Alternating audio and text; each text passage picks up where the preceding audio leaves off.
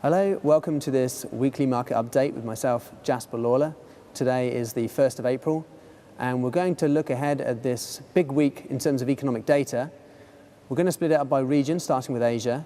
Now, the interesting numbers overnight were from China. Their PMI data was out. Firstly, the HSBC numbers, which showed a contraction down to 48, below 50, showing the industries contracting. The standard China number was flatlined, but more attention should be paid to the HSBC number. The positive spin we can put on this, though, is that this, along with any soft data coming out of China going forward, we potentially have the stimulus effect of the Chinese government. Premier Li has said that the Chinese government have what it takes to step in and prop up the 7.5% growth needed in China to meet their target. Now, flipping over to Japan, we had the widely followed Tankan survey. That was on the whole fine. The more worrying aspect, though, was the forecast for the next 3 months. Japanese business owners are clearly concerned about the upcoming sales tax increase from 5 to 8%. And the interesting thing for traders going forward will just be, when does the BOJ enable any more monetary stimulus? The likelihood is that it will be at the end of this coming quarter, maybe around June. So then we could expect maybe to see some action in the dollar yen and the Nikkei, perhaps looking at 105, and that would be the key breakout area, perhaps starting as early as this month, but most likely May. Now, this promises to be an interesting week for Europe. We have the ECB rate setting meeting on Thursday. The first bit of data that we were looking at was the manufacturing PMIs. Now, they came in largely with consensus, just because there was a slight dip on the previous month because of the tensions between Russia and Europe. The services PMIs are out on Thursday, slightly less impacted by the tensions between Europe and Russia, and so we're expecting a continuation of the gradual improvement that we've seen. Notably, Spain have seen a 10-year high in revenues through tourism, so that's improving their service sector. Similar with Italy, but we're expecting a slight drop in the Italian services this time.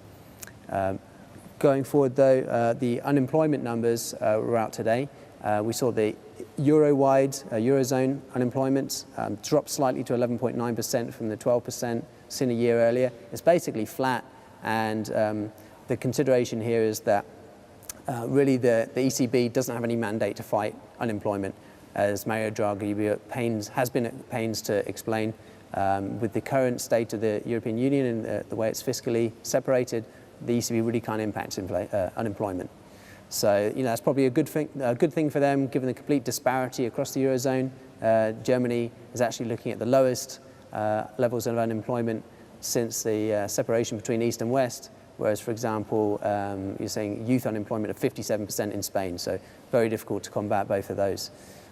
The CPI for the Eurozone came in at 0.5%, below the 0.6% expected yesterday. Now, that's added to the cause for the people looking for some kind of stimulus from the ECB. That could be a cut in the deposit rate to 0.1%, or even some quantitative easing. Now, what was interesting was that we saw the DAX and the CAC close lower yesterday. Now, what you would expect is if there's poor data, then that would lead to further cause for stimulus, and that would perhaps be a good thing for the indices. But in fact, they closed lower on bad data. So that perhaps implies that market participants out there are not expecting some kind of stimulus. That same idea is supported by the fact that euro, you would expect it to be debased if there was some kind of quantitative easing or cut in interest rates, and the euro would expect it to go down. Yesterday it closed higher. Last but not least, we've got the good old US of A. The most important data for this week is the ISM manufacturing and non-manufacturing data. The non-manufacturing actually hit a 4-year low on last month's number, so we're expecting a slight uptick from that number, just because the argument is that it was largely caused by the cold weather, and so that the weather's improved, and so we're expecting to see a slight improvement in sentiment for that reason. That leads us on to the US non-farm payrolls report on Friday. That's expected to come in at around 200,000. That's up from the 175,000 that came in on the previous month. And obviously the higher number does increase the risk of missing the number, but again, this cold weather effect should be behind us now, and so we can expect possibly to see that 100,000 number that 200,000 number rather. And if that is the case, then we're in the happy place for US equities. We've got both the stimulative effect from Janet Yellen's recent dovish comments, plus some good employment numbers and some good US growth numbers. So that being the case, the S&P may be up to test its all-time highs. Obviously, should we see a number worse than expected, then that could point to a larger correction without that retest, and that would be interesting nonetheless too.